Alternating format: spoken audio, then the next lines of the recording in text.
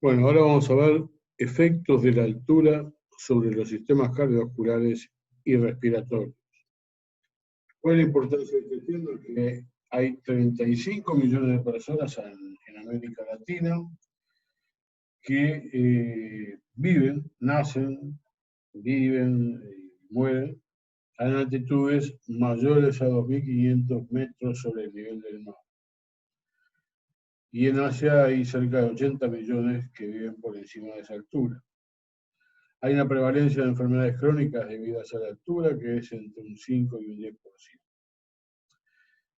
Y más recientemente, hay una mayor cantidad de viajes por diferentes motivos, trabajos, negocios, turismo y deporte, que el trasladarse a esas alturas produce ciertas afecciones de mayor o menor gravedad según la altura. Entonces, como modo de repaso, tenemos que la atmósfera es una masa de gas que rodea, recubre toda la superficie de la Tierra. El 80% de toda esa masa está en los primeros 15.000 metros, o sea, los primeros 15 kilómetros de altura, está el 80% de esa masa de gas y está compuesta principalmente en un 80% por nitrógeno, un 20% por oxígeno, y después también hay otros gases como argón, neón, helio, dióxido de carbono, agua. También hay partículas suspendidas y también hay contaminantes. En este diagrama se muestra los porcentajes. Tenemos que el 80% de nitrógeno, 20% de oxígeno y un 0,01 de dióxido de carbono, que son los gases que más nos interesa conocer sus porcentajes y localización. A nivel del mar, tenemos que la presión atmosférica es de 760 milímetros de mercurio, pero esa presión atmosférica, esa presión, disminuye a medida que aumenta la altura, o sea que a medida que vamos subiendo, vamos ascendiendo, la presión va bajando. Y así como baja la presión atmosférica, baja la presión parcial de los diferentes gases que componen la atmósfera. Y eso se puede calcular muy fácilmente. Tenemos que, a nivel del mar, el 100% son todos los gases, nitrógeno, más el oxígeno, más dióxido de carbono, más todos los otros que les nombré, y todos esos, con sus diferentes presiones parciales, a nivel del mar, dan una presión de 760 milímetros de mercurio. A nosotros nos interesa el oxígeno, que era en torno al 20, al 21%, y entonces por una simple regla de 3 podemos calcular la presión parcial del oxígeno. Tenemos 100% son todos, ¿no? 100% son todos los gases, 760 es la suma de todos, o sea, la presión atmosférica. El 20% de ese 100 es oxígeno, entonces 21% va a ser X, o sea que va a ser la presión parcial de dióxido de carbono, de oxígeno. Entonces tenemos que en este caso 21 por 762 nos da 159.6 milímetros de mercurio, es la presión parcial de oxígeno al nivel del mar, a una altitud cero. Si tomamos el ejemplo, acá tenemos 3 ciudades. Montevideo está a nivel del mar, tenemos 760 por 0,21 y nos da 159.6 milímetros de mercurio, que es la presión parcial de oxígeno a nivel del mar. Subimos a Bogotá, que está a 2.640 metros sobre el nivel del mar. La presión atmosférica está en torno a los 560, ¿no? 560 milímetros de mercurio. Para calcular la presión parcial de oxígeno, la multiplicamos por 0,21. Y eso, 560 por 0,21, nos da 117 milímetros de mercurio, que es la presión parcial de oxígeno a los 2.600 metros de Bogotá, que se encuentra en la ciudad de Bogotá. Si vamos a la ciudad de La Paz, que está a 3.600, Ya la presión atmosférica es de 490. Por 0,21 para calcular la presión parcial de oxígeno, nos da que tenemos una presión parcial de oxígeno de 102 milímetros de mercurio. O sea que ya es bastante, sensiblemente más baja que a nivel del mar. Las diferentes alturas se dividen en altura moderada, que van entre 1.500 y 3.000 metros. Las grandes alturas, entre 3.500 y 5.500 metros. Y ya después tenemos las alturas extremas, que son en condiciones de sobrevivencia muy difíciles, que van entre 5.500 y 8.800 metros. ¿Cuál es el factor limitante de ir a la altura? Es la disminución progresiva de la presión parcial de oxígeno. O sea que va cayendo demasiado la presión parcial de oxígeno y no da para abastecer de oxígeno a nuestro organismo. Tenemos que a nivel del mar tenemos en torno a 160 milímetros de mercurio de presión parcial de oxígeno, ¿no? Y en cambio, si vamos al monte Everest, que está a 8.800 metros, tenemos una presión parcial de oxígeno de 53 milímetros de mercurio. Casi la tercera parte que tenemos a nivel del mar. Prácticamente incompatible con la vida vivir estar a esa altura. Entonces, ¿qué pasa con la altura? A medida que en este sentido, de izquierda a derecha, aumenta la altura. Y vamos a ver primero la presión alveolar de oxígeno, tenemos 100, ¿no? La presión arterial de oxígeno, perdón, presión arterial de oxígeno, pues en torno a 100, y comienza, a medida que aumenta la altura, a bajar. A 80, 70, a los 2.000 metros. A los 4.000 tenemos 50 milímetros de mercurio de la presión parcial de oxígeno. A los 6.000 metros 40, y ya vemos que a los 8.000 ya estamos en torno a 30 o por debajo. ¿Qué pasa? Que aquí se ve en rojo con la saturación del oxígeno de la sangre. Y aquí está en la gráfica del lado de la derecha que lo muestra. Tenemos un 100% de saturación, ¿no? Para estar al nivel del mar.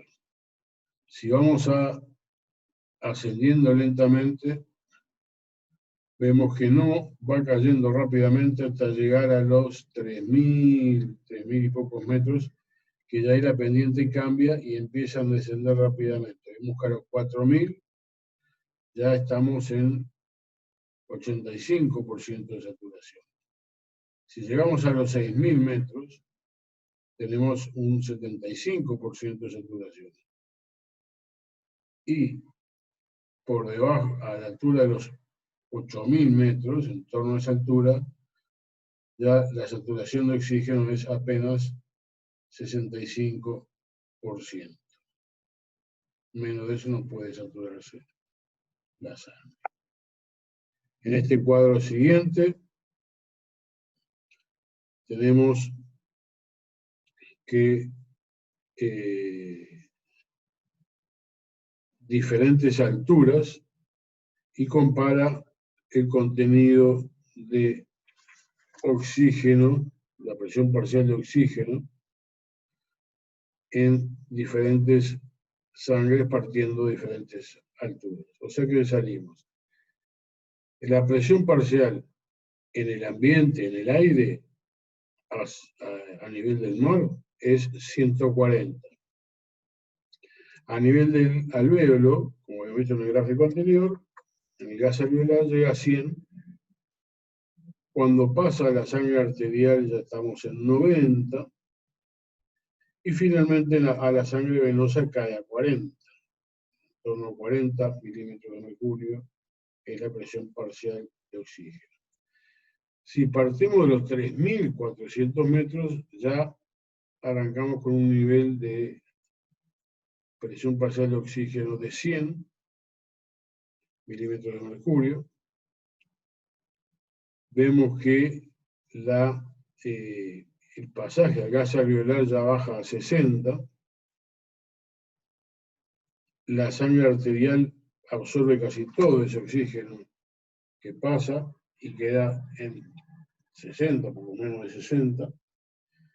Y después la sangre para entregar que tiene esa edad va de 50 a 35. Es solo esto la diferencia arteriovenosa de oxígeno.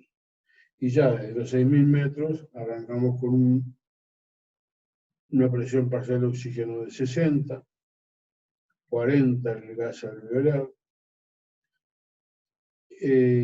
La sangre arterial ya está bastante desaturada, está con 30 y solo tiene muy poco oxígeno para entregar a los tejidos y salir por la sangre venosa. O sea que hay prácticamente muy poco oxígeno para entregar entre la sangre arterial y la venosa, comparando desde el nivel del mar hasta los 6.000 metros.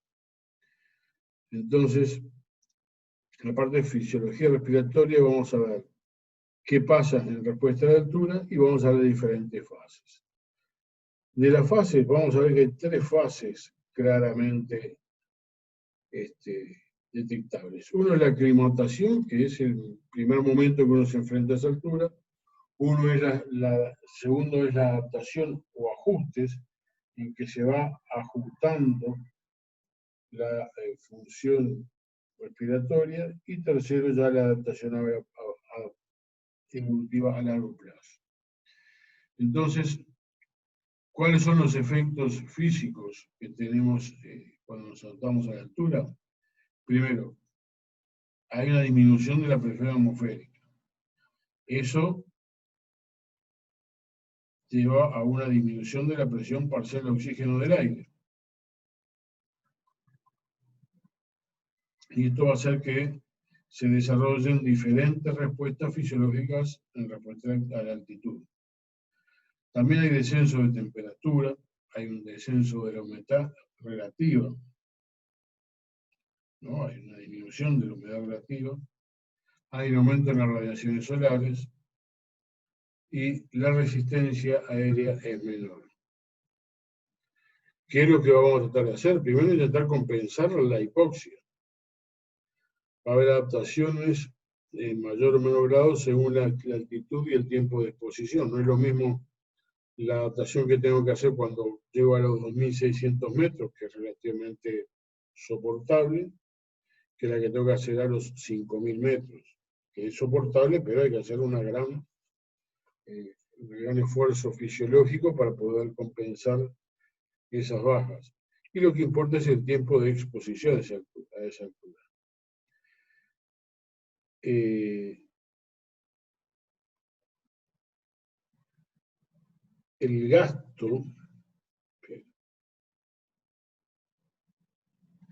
gasto cardíaco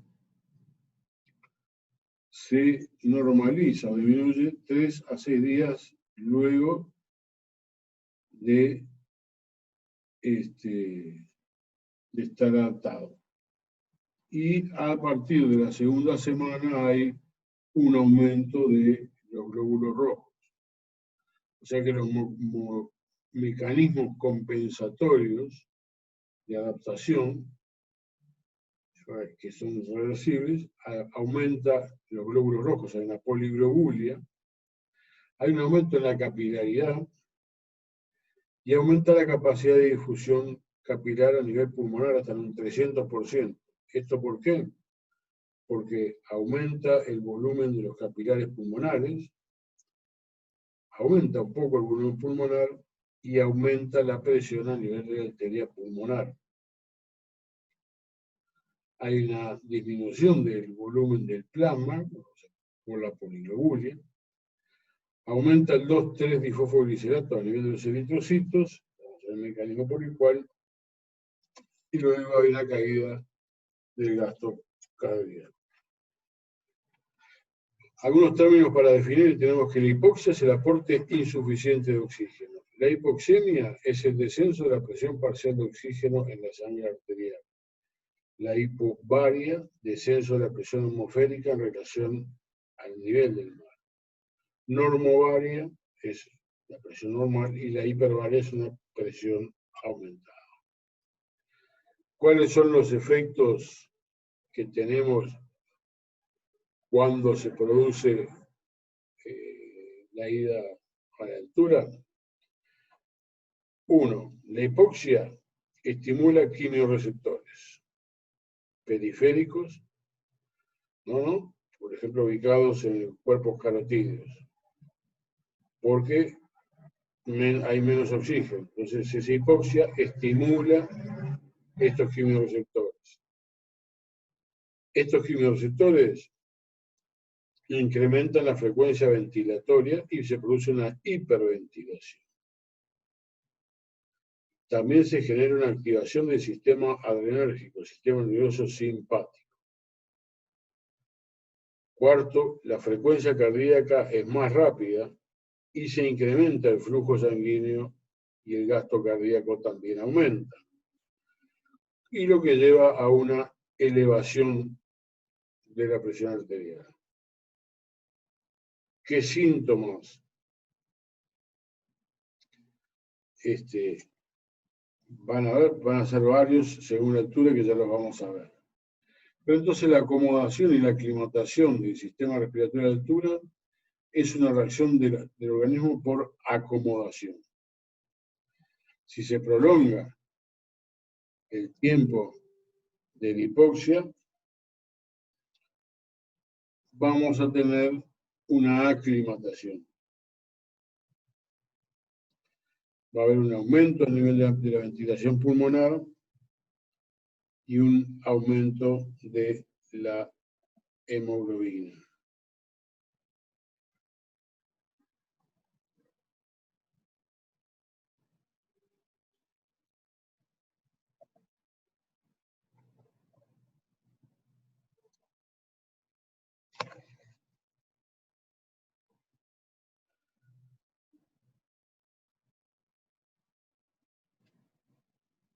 La adaptación a la altura es una serie de ajustes adaptativos que se desencadenan con la exposición a la altura, la aclimatación.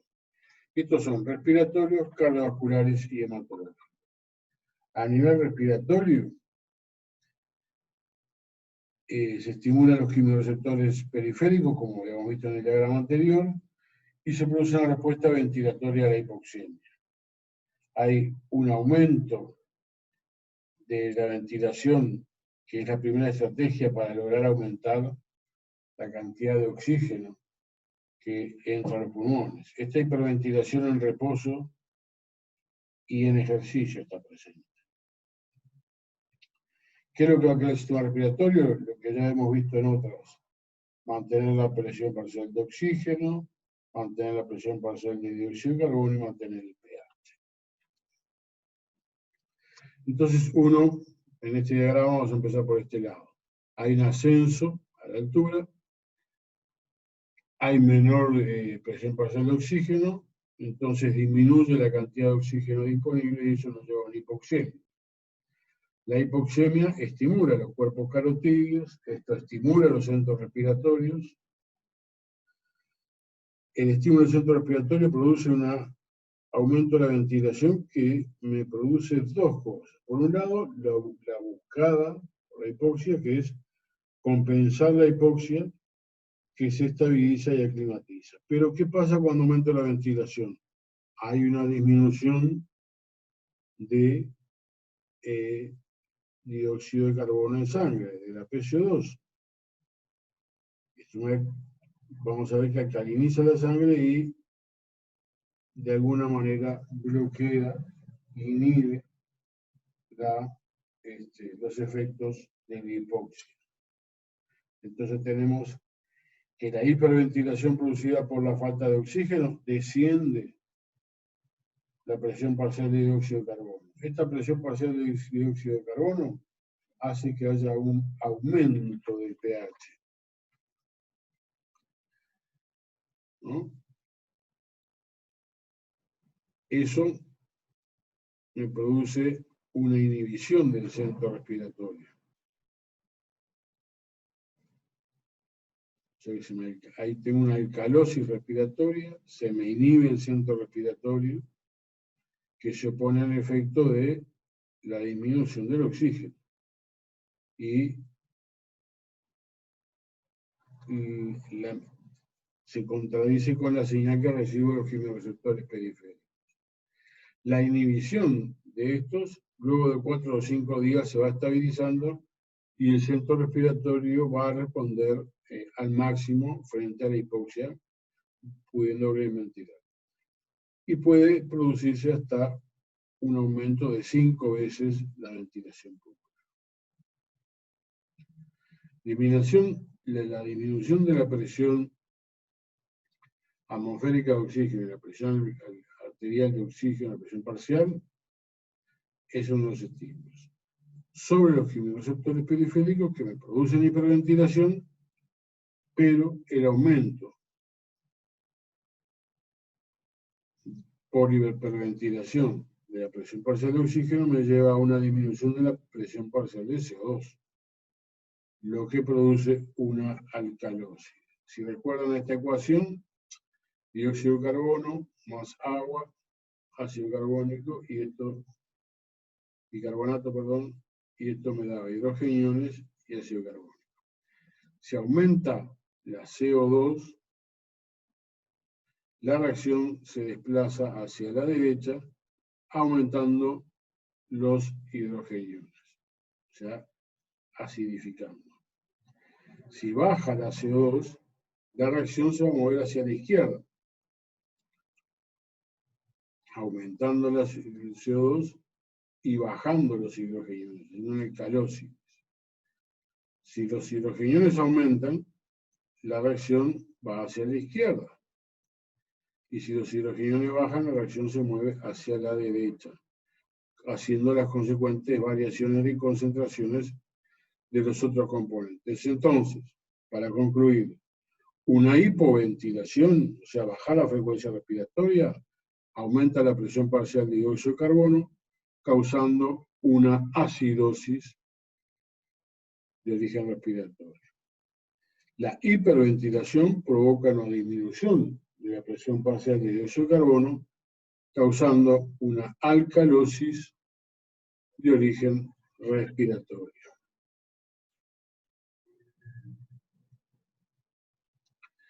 A nivel cardiovascular, hay un aumento de la frecuencia cardíaca con altura y un aumento del gasto cardíaco.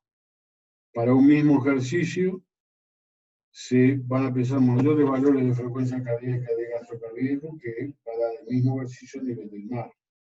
Hay una estimulación generalizada del sistema nervioso central, aumento del hematocrito, va a haber una disminución del volumen plasmático y una estimulación de la hematopoiesis, o sea, de la formación de factores sanguíneos. Esto va a llevar a una policitemia que es estimulada por la hipoxia. El hematocrito puede elevarse desde 40 a 45, que es lo normal, hasta 60. Esto produce un aumento de la cantidad de hemoglobina de 15 gramos por decilitro de sangre hasta unos 20 gramos por decilitro de sangre. O sea que hay una mayor capacidad de llevar sangre, de llevar oxígeno por parte de la sangre cuando es estimulada por la altura.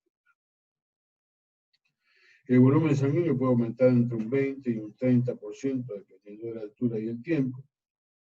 Y en total, el hematocrito va a estar en 50% o más.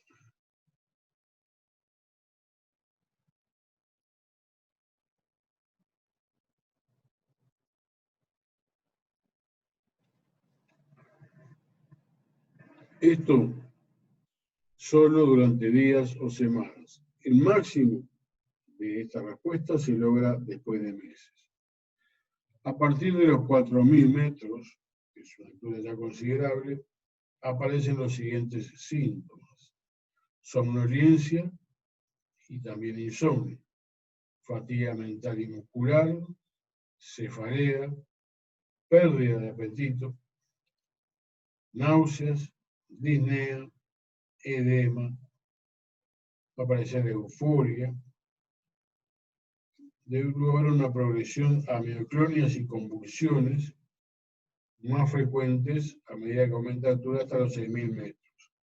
Y a los 7.500 metros, si no está una persona aclimatada, se le produce coma y muerte por altura. La hipoxia cerebral tiene dos mecanismos por los cuales es necesario tratar y estar muy atentos a que no se produzca. La hipoxia lleva a la vasodilatación vascular del cerebro.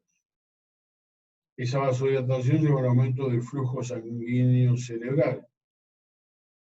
Hay una falla en la vasoconstrictividad del cerebro, hay una se perfunde mucho el cerebro, hay un aumento muy grande en la presión de los capilares cerebrales y hay extravasación de líquido, lo cual produce un edema de origen vasogénico. Eso por un lado. Por otro lado, la hipoxia cerebral también produce liberación de mediadores químicos a nivel del endotelio. Aumenta la permeabilidad de la barrera hematoencefálica y produce un edema vasogénico también. O sea que se va potenciando cada vez más. Entonces la hipoxia va a producir vasoconstricción pulmonar, va a disminuir la angiotensina, va a producir embolias. Esto va a aumentar la permeabilidad vascular y va a llevar a un edema pulmonar consecuencia de la altura. La vasoconstricción pulmonar, también la hipoxia va a llevar a una mayor retención de agua y sodio. El frío, el ejercicio físico, todas esas cuestiones hacen que haya una hipertensión arterial en la pulmonar, lo que potencia y aumenta el edema pulmonar de altura. La enfermedad de altura, o soroche también, tiene varios factores de riesgo. Uno es la velocidad con que se asciende. Nunca se debe realizar el descanso nocturno más allá de la altura máxima alcanzada durante el día. Hay una gran susceptibilidad individual que no se conocen bien las causas, pero hay gente que es muy sensible y hay gente que no. Y no tiene nada que ver con el estado físico, si es deportista o no, no se sabe bien cuáles son las causas.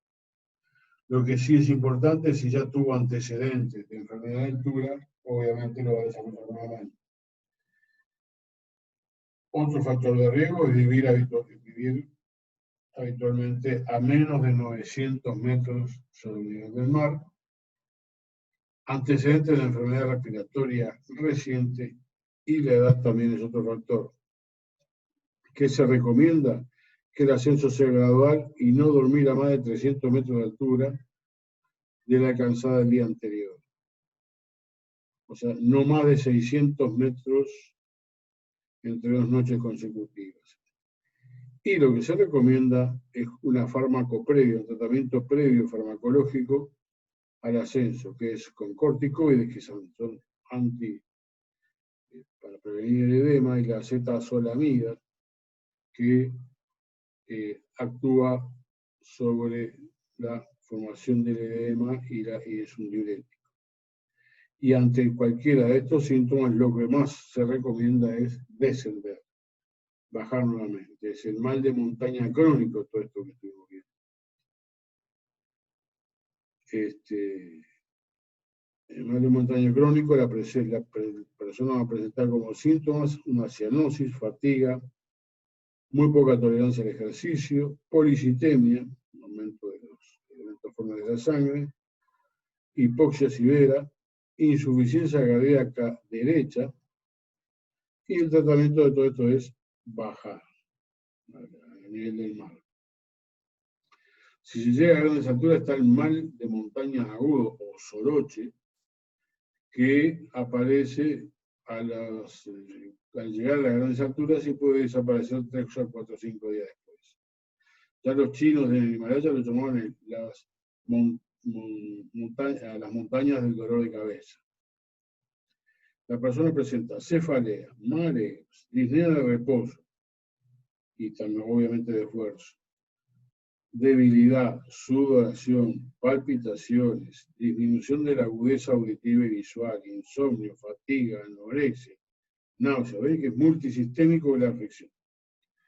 Y esto que se debe a la hipoxemia, falta de oxígeno, a la hipocapnia por la hiperventilación, la esclerosis respiratoria también por la ventilación, y por las razones antes expuestas aparece edema cerebral y pulmonar. El edema cerebral como síntomas presenta una alteración de la personalidad, vómitos, agotamiento generalizado, puede aparecer papiledema, hemorragia en las retinas, parálisis de nervios craneanos, y generalmente después de estar 3 días con el cuna o con el isoloche. La prevención, como hemos dicho, es la acetazolamida, la aclimatación, también tratamiento previamente, agua con electrolitos, agua con muchos electrolitos y bajar en forma inmediata.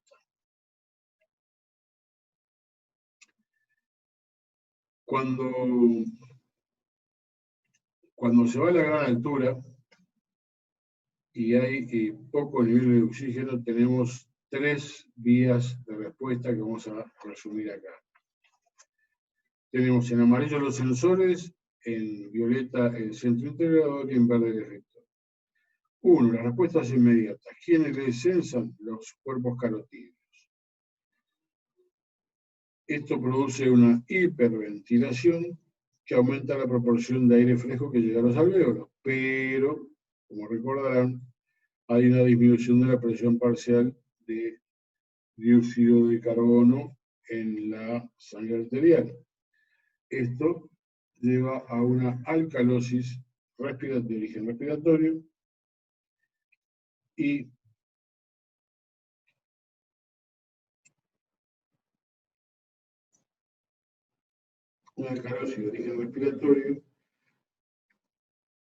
un aumento de la afinidad de la hemoglobina por el oxígeno.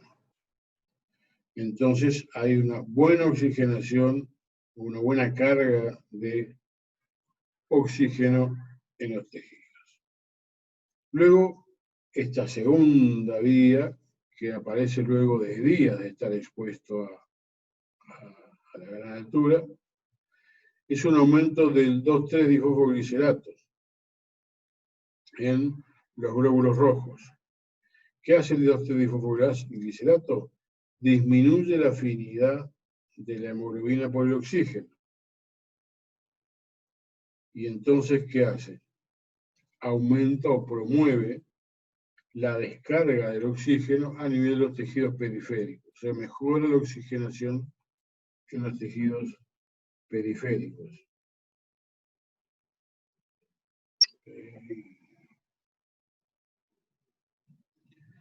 Y finalmente, luego de días, o semanas e incluso meses, la tercera vía es a nivel de los riñones, en que a este nivel se produce un aumento en la producción de eritropoyetina, que la eritropoyetina estimula la médula ósea para el aumento de la producción de glóbulos rojos, células de los glóbulos rojos, que van a aumentar el transporte y el contenido de sangre en las